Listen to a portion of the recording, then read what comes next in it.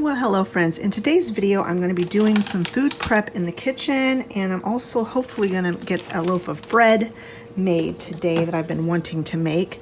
But first of all, I'm going to work on some chia pudding. I used to do chia puddings quite often. They make really, really yummy breakfasts and snacks, and they're really healthy for you. But I haven't done it in a long time. And so I found a recipe, kind of like a basic recipe on YouTube, and I'm going to tweak it for my own purposes here. And so I'm going to get 4 different puddings made for the next 4 days. So basically you start off with half a cup of milk, and I'm going to be using almond milk. I'm going to do 2 of my puddings vanilla and 2 of them chocolate. So I'm going to do a double batch in my blender here. So I'm going to put a whole cup of milk. And I'm using the blender because I'm going to be adding some protein powders and such. Now if you don't want to add any of the protein powders, then you can just mix this in a bowl. But I want to make sure all the powders get thoroughly mixed up. So I've got my cup of almond milk, and then to that I'm going to add, I'll do the vanilla ones first. I'm going to add a teaspoon of vanilla,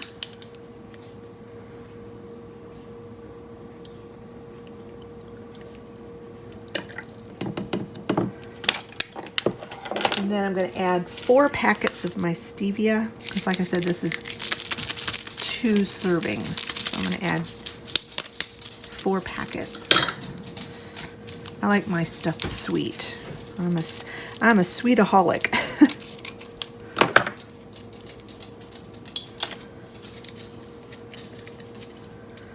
I'm kind of just guessing on the amount of sweetener because the recipe called for 1.5 teaspoons of maple syrup. So you could use that if you wanted to, but I'm trying to go the lower calorie route.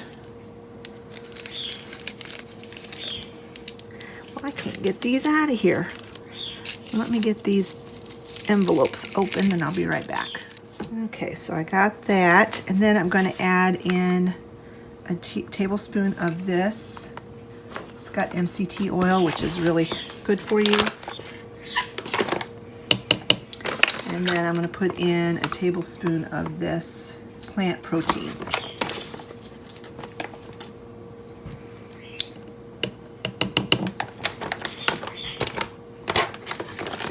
And I would put collagen in this, but I only have chocolate collagen. And like I said, this is going to be my vanilla one.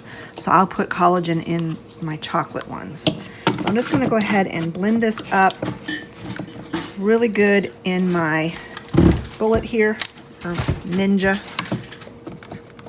and then we'll do the next step. So I just pulsed it for just 10 seconds or so. So I'm going to just kind of eyeball it, or maybe I'll measure. I want to be a little bit more accurate, I think. Let's see, I'm going to put half a cup.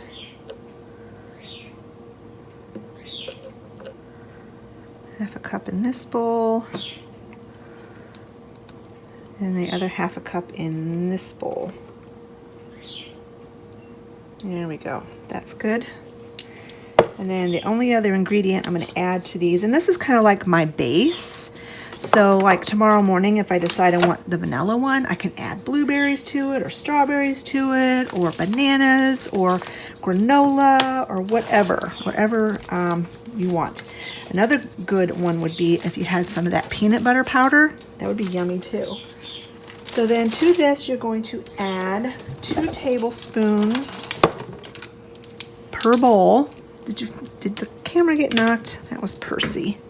He's always in here under my feet. 2 tablespoons of chia seeds per bowl.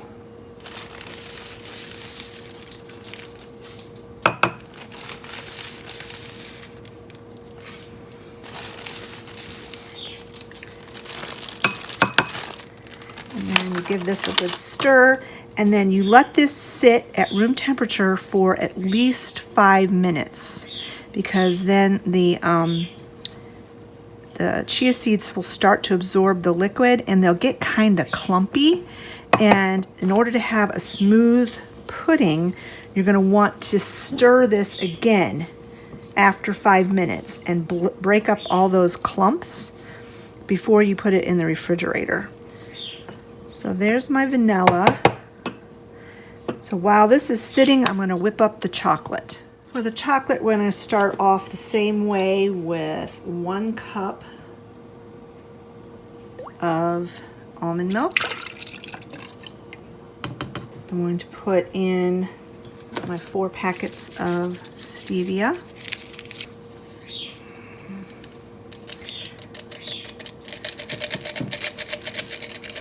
I can adjust this sweetener to taste later. If it's too sweet, I can't do nothing about it, just except use less next time. But if it's not sweet enough, I can always add more. So then I'm going to go ahead and add a tablespoon of this.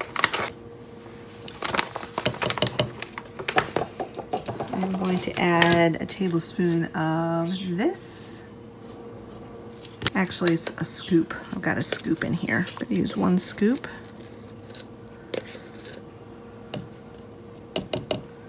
And I'm going to use 2 tablespoons of cocoa powder. What the recipe said, to use 1 tablespoon per serving, so it's probably going to be pretty chocolatey.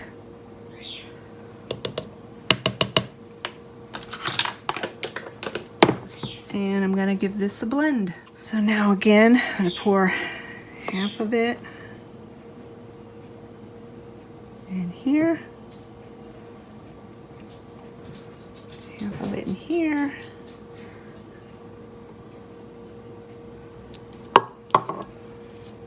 This one looks like there's more, but it's just because of the shape of the bowl. And then we're going to add our 2 tablespoons of chia per container.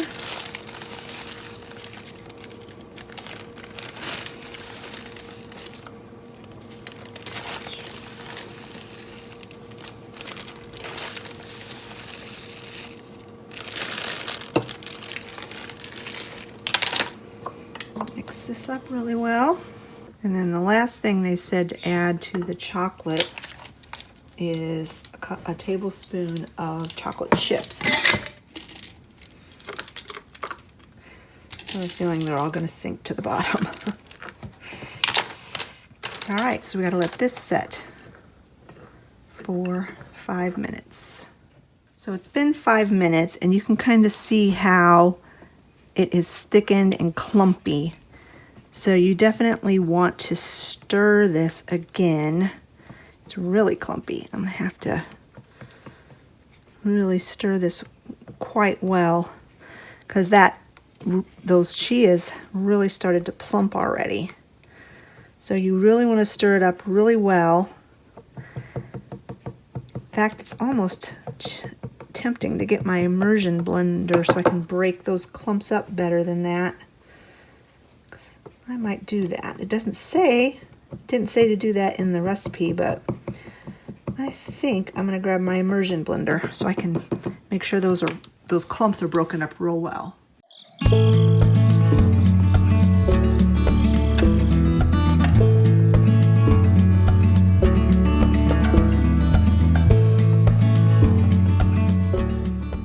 So that worked really well. The immersion blender worked very, very well to break up all those clumps. So now what you do is you just put it in a lid on these containers and you stick them in the refrigerator for at least a couple of hours. Mine will be in there overnight. So here's the chocolate after 5 minutes. I'm just going to use my spatula to break up the big clumps off the bottom of the bowl, and then I'll use my immersion blender again because that really worked quite well. For some reason, it seems like there's more volume with the chocolate than the vanilla. I use the same exact amounts of liquid. The only difference was the cocoa powder. Oh well.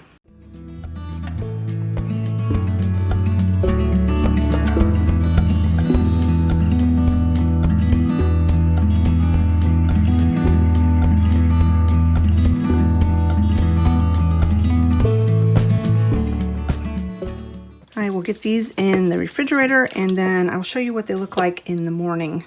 I did lick the beater that I was using from my immersion blender, and I can tell already that I could have went less with the stevia. So the next time I use this, I think I'll probably just put like 2 packets in. I mean, it's not inedible or anything, but you can kind of get the stevia aftertaste, and that is due to having too much stevia in a product is when you get that aftertaste. But I can handle it, especially if, like, I'm gonna probably put a banana in these. You can put some chopped nuts, whatever. So I'm gonna doctor these up before I eat them, and I won't add any more sweetener to whatever toppings I use. So yeah, this is gonna be a really yummy, very easy little breakfast to make. And I could, if I was gonna make just like vanilla, I could have done all 4 batches in my immersion blend, or my Ninja, and would have been less mess even. So, but I wanted to try the chocolate and the vanilla.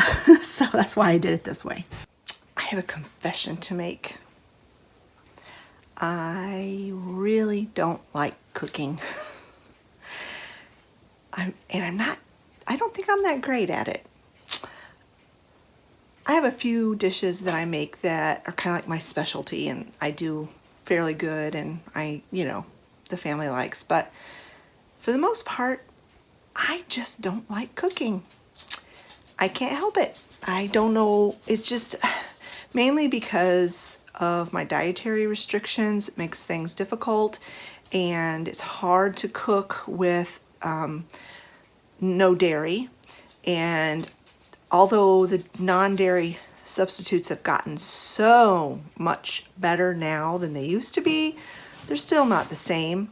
And so I find a recipe that sounds good, and I try to make the alterations, and it just doesn't turn out as good. And so I ended up making the same things over and over again. And I get so tired of it. Tell me I'm not alone. Tell me I'm not alone. So I really don't feel qualified to do cooking recipe or cooking videos often, unless it's baking. I enjoy baking. I think I can make pretty good yeast products, like yeast rolls, yeast breads, and things like that. But to cook like a dinner, it's just not my favorite thing to do. But I'm gonna go ahead, and I always look for like shortcuts. Easier, if I can get a meal started and on the table within half an hour, that's like perfect for me, because I just hate spending a ton of time in the kitchen. I hate making a bunch of dishes that have to be cleaned up, like dirty in dishes. And so I just try to make shortcuts on things a lot of times and just get it quickly on the table. And that's what I've kind of developed. A lot of my recipes are like half hour from the stove to the table in a half an hour type of dinner. So I'm going to share with you today what I'm making for dinner tonight, and it's going to be like my cheater chicken Alfredo, and it's going to be non-dairy. So if you don't need to be dairy-free, you can go ahead and substitute the dairy-free items for dairy items. And if you like chicken Alfredo, you can give this recipe a try. Sorry for the dogs barking. It's been a madhouse around here today. I can't even explain. It's been one of those days. That's why I need a quick and easy supper that I can just get on the table within a half an hour and be done.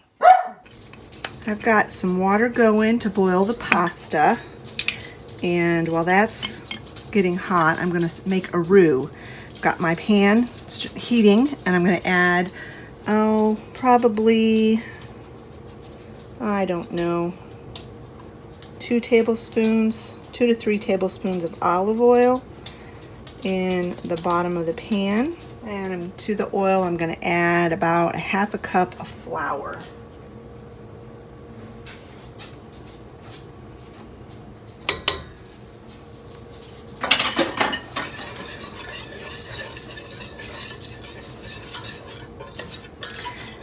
And if the flour to oil ratio doesn't seem quite right, you can add a little more oil.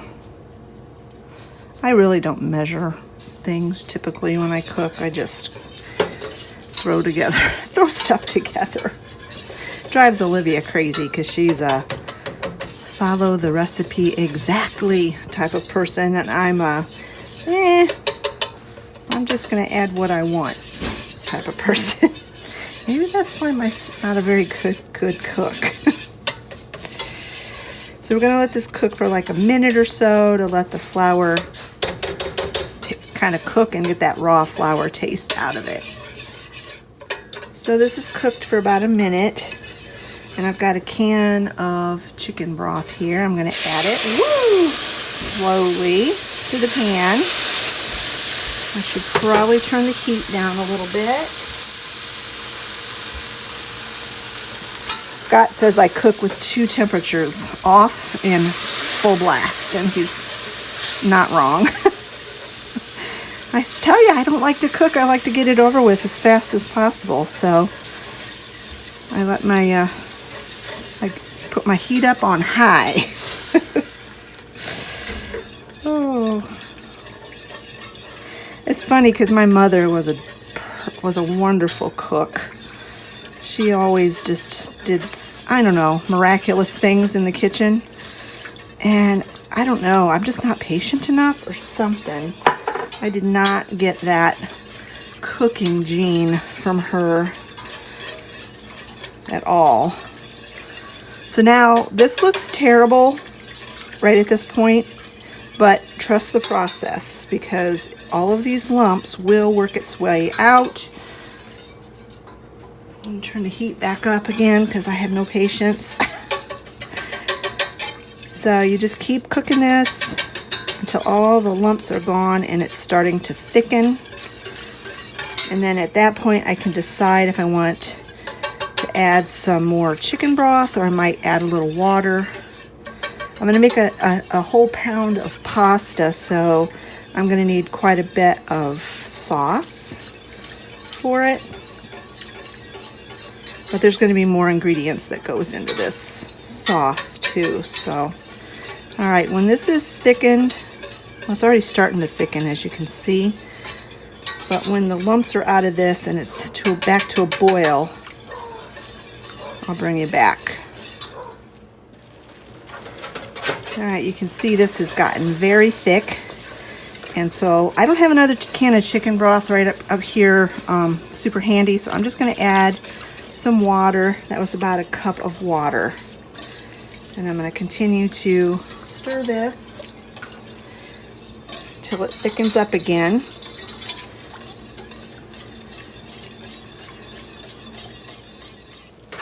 All right, so I just put in the pasta. The water was boiling, so the pasta's cooking now. So I'm going to finish this sauce up. I'm going to turn the heat down again. I'm going to add a couple of tablespoons of butter just to make it rich in the sauce.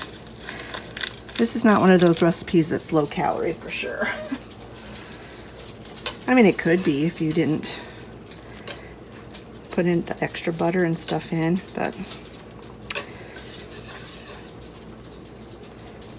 so I'm going to get this butter melting, and I'm going to add some seasonings to this. I'm going to add some minced garlic,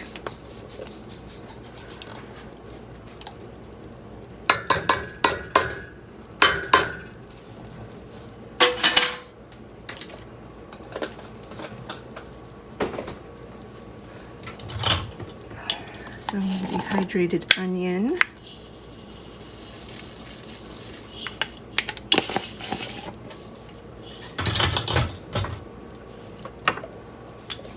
a little bit of salt. I don't put too much salt in my cooking. Just because I'm always afraid I'm going to oversalt things. So the family can just add salt. Some black pepper.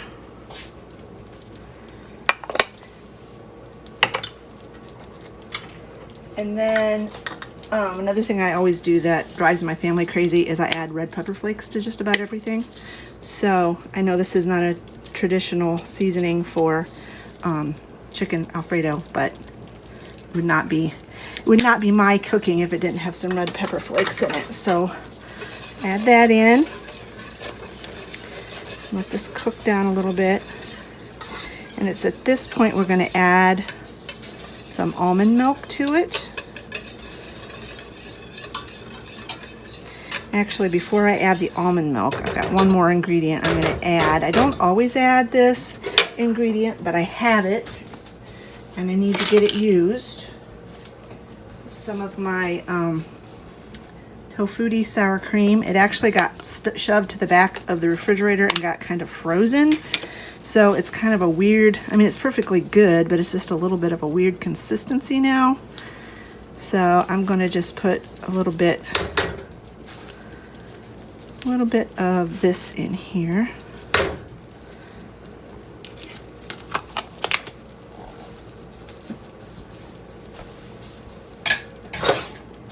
And then once this sour cream is melted down, I will add some almond milk.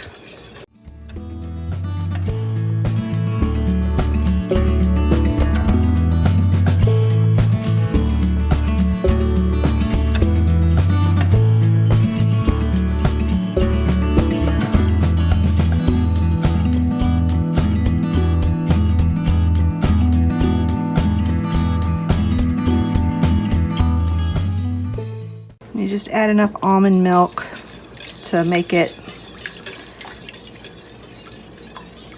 the right, I don't know, whatever consistency you like. Just a little bit more. That's probably good. So now you're probably wondering, where's the chicken? That's what I'll add next. My goodness, I keep forgetting things. I'm going to add some nutritional yeast to this before I add the chicken. Again, I'm just going to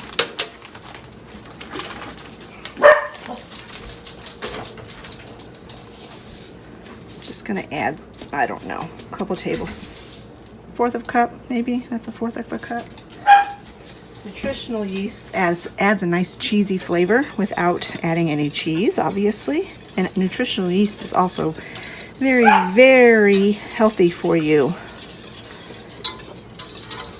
So I've got the nutritional yeast in there. Then I've got 2 very partial bags of mozzarella cheese that I'm going to throw in here too.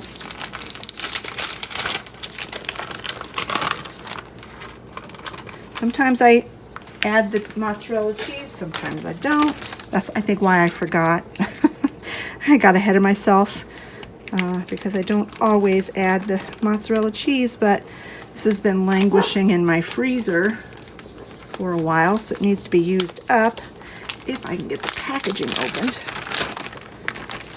This one's kind of still a little frozen, so we'll just add those. This is kind of like use up little dibs and dabs of things.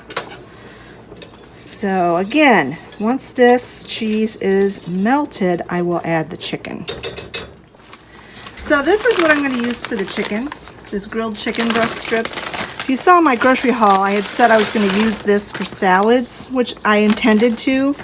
And when I was going to make the chicken Alfredo, I was going to use some chicken that I had in the freezer, some chicken breasts, and I didn't have time today, and like I said, my day has gone completely awry. Just some problems. Nothing like massive or major, and they're all, everything's resolved now, but I just had some issues today, and it's one of those days where a quick and easy meal is exactly what I needed to do. So I'm going to go ahead, and it looks like this might need a little bit more thinning down the sauce. But I'm gonna put the lid on this pan and make sure this chicken is thoroughly heated all the way through. And by that time, my pasta will be done. And I might just add some pasta water to it if it's still too thick. All right, the pasta is done. So I'm gonna add that to my chicken here.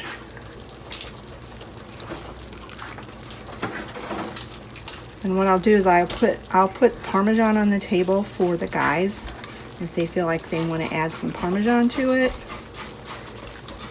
But with that nutritional yeast in there, that really does make it taste cheesy. I'll put the nutritional yeast on there for Olivia and I. We'll put it on the table, I mean, for Olivia and I. Some of this pasta is a little stuck together. My pot that I always use to make pasta in was a pot that was my mother's. She gave it to me when I moved out on my own. And I've got fond memories of this pot. So I don't want to get rid of it. But it's just not quite big enough for a whole pound of pasta.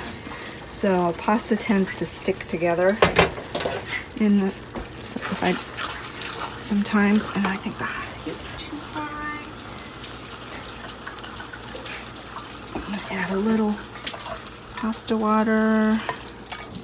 So then the last little thing I'm gonna add to this to make it just a little bit creamier is some of my dairy-free half and half. Just gonna add that in, turn the heat off, and put the lid on it, and this will be done.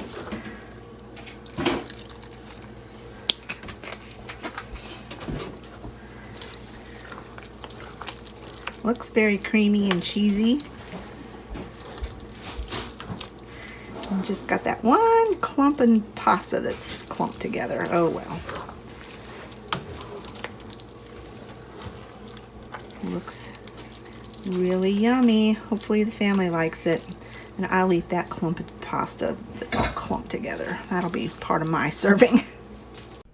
And here it is. And it was actually very good. I have to admit, even though I'm not a very good cook, this did turn out pretty good. I served it with some peas and carrots, and the family really, really enjoyed it. They ate it all up.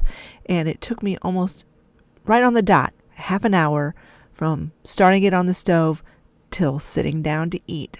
That's the kind of cooking I really enjoy.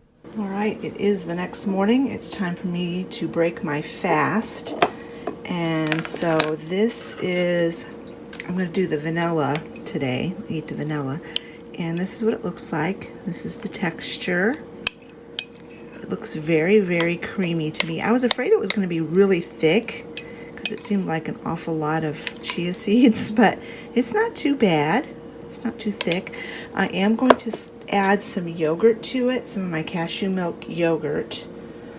Just put a dollop in, mix that in, just to kind of loosen it up a little bit more.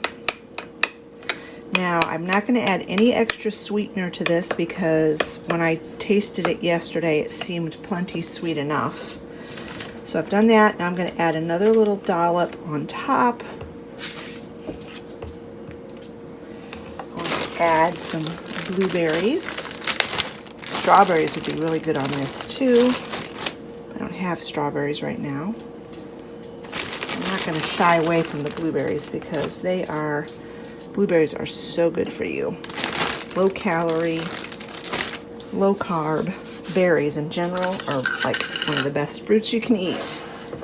Then for a little bit of crunch, I'm just going to put a little on because these are salted. I would rather have unsalted, but just a little pumpkin seeds. And then to up the protein even more, some hemp seeds. And that, my friends, is my chia pudding breakfast. I'm going to taste it and then I'll tell you what I think. Utterly delicious. It is so, so, so good. I love it. And in fact, the little bit of salt from those pumpkin seeds is not bad at all. The last thing I want to do for this video is make this sesame whole wheat bread. I am going to have to make a couple of substitutions because I didn't have wheat germ. I looked everywhere for it in my stores, and I just, unless I went to a completely different town and to a health food store, I don't think I can find wheat germ.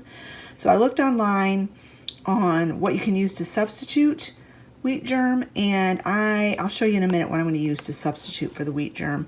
And then it also calls for whole wheat flour, and I don't happen to have any whole wheat flour right now. I thought I did, but I don't. So I'm going to be using this einkorn flour instead.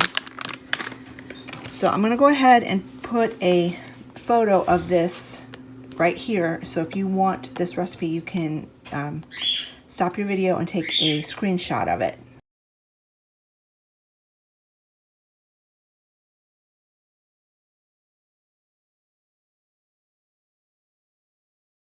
In my KitchenAid mixer bowl, I'm going to put some of the wet ingredients, and I have my whisk attachment on. I'm gonna pull this off of here real quick. To this bowl, you're gonna add 1.5 cups of buttermilk.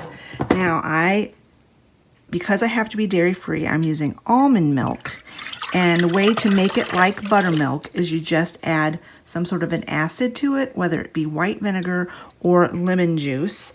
I put lemon juice, and I don't know if you can see that. It really curdled the milk, so it makes it sour. It sours the milk. You can do that same hack for cow's milk if you don't have buttermilk. You just add some acid to it. So that's 1.5 cups of buttermilk. Then you're going to add 3 tablespoons of oil. I'm using olive oil, but you can use whatever oil is your favorite. And then 3 egg whites. And you're gonna use the whisk attachment and beat this.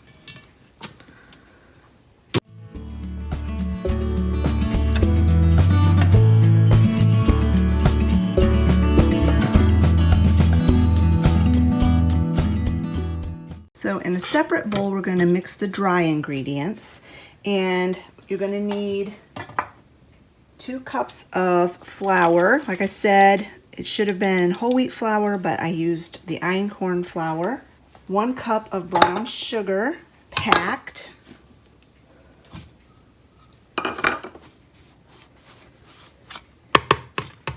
2 teaspoons of baking soda. 1/3 cup millet flour. This is the millet flour that I'm using. 1 teaspoon of salt. 1/2 cup of sesame seeds. And then it calls for 3 tablespoons of wheat germ. One of the things they said you could do for wheat germ is use a nut, ground nuts, or whole wheat flour, because it usually has the wheat germ in it, or ground up wheat berries. And I have some wheat berries here. In fact, now that I look in the bag, I've got some that's already ground. That makes it even better. I was going to use my spice grinder because I wasn't going to pull out my my wheat grinder just for 3 tablespoons. So it's in there. I was thinking I had some that was already ground up, but I couldn't find it. So it was stuck in the bag. That's so I could remember what it was, apparently. So that worked out good. So I need 3 tablespoons of this whole wheat, freshly ground flour. But like I said, if you can find the wheat germ, use that.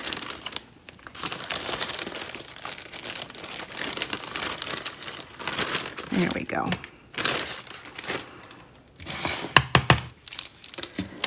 And you're going to want to mix this together really well until it's completely combined.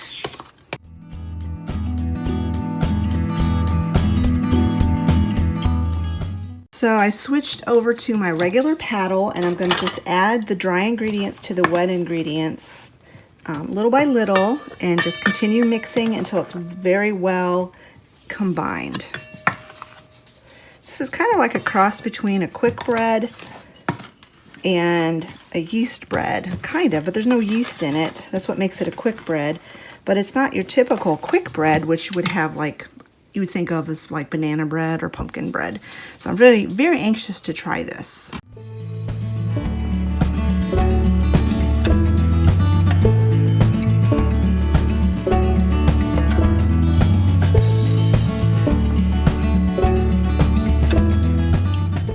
So while I was putting the batter together, I had my oven preheating to 350 degrees. I've taken my loaf pan and sprayed it with cooking spray. And the batter looks kind of weird because it looks lumpy because of the the sesame seeds. But obviously that's the way it's supposed to look. So you're just going to go ahead and pour this into the loaf pan, bake it at 350 degrees for approximately 50 minutes. Test it for doneness after 50 minutes, and then go from there until it tests done. When this is out of the oven and cooled, I will bring it back and we will give this a taste test. And like I said, I'm really looking forward to it. The little paragraph above the recipe said that it's lightly sweet and perfect for making toast for breakfast. So that's kind of one of the things that drew me to it, because it was different and I had that millet flour that I needed to use up, and so there we go. It's out of the oven. It actually took about an hour and I had to cover it. I checked it at 50 minutes and it was getting pretty dark, as you can see, but it was still not done. So I covered it with foil, put it back in the oven for about 10 minutes, and then it tested done. Now it's still slightly warm, but I'm gonna go ahead and slice a piece and taste it, because I love bread when it's warm. So as you see, I put a little bit of my dairy-free butter on there. I didn't cut it very even, but it's not super easy to cut when it's warm. So let me give it a taste. It is very much like what the description said.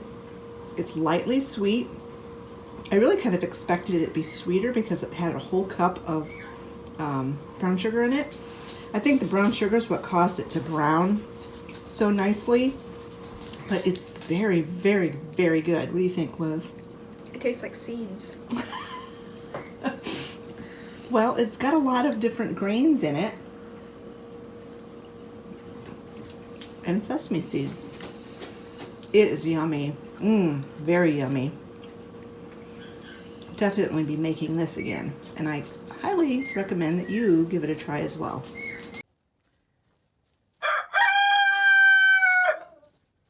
Alright friends, it is Thursday morning and I'm breaking my fast with the chocolate chia this time. And again, I lightened it up with a little bit of that dairy-free yogurt, sliced up a banana, put a little bit more yogurt on top, and then sprinkled it with peanuts. I've already taken a bite and this is very, very, very, very good. It is going to be very yummy and satisfying for breaking my fast today. Alright friends, this is where I'm going to go ahead and end this video. I hope you've enjoyed it. It's a little bit different of a video than I normally do. I kind of gave you a breakfast, a dinner, and bread, like a snack recipe. A little bit of a cooking video here. Hope you enjoyed it. As for the chia pudding, I will put just the basic recipe in the description box below. And then you can do whatever add-ins you want. If you decide you want to try this, you can put protein powder in it, you can put collagen in it, or you can leave those things out. You can make it chocolate, you can leave it vanilla, however you want to do it, but the basic recipe will be in the description box below. Thank you guys so much for watching. I hope you enjoyed this video. I think I've said that 3 times already. But I haven't had anything to eat today, so my brain's not on full steam ahead yet. Anyway, if you've liked this video, give it a thumbs up. Don't forget to leave a comment in the comment section below, and we'll talk to you all later. Have a good weekend, friends. Bye-bye.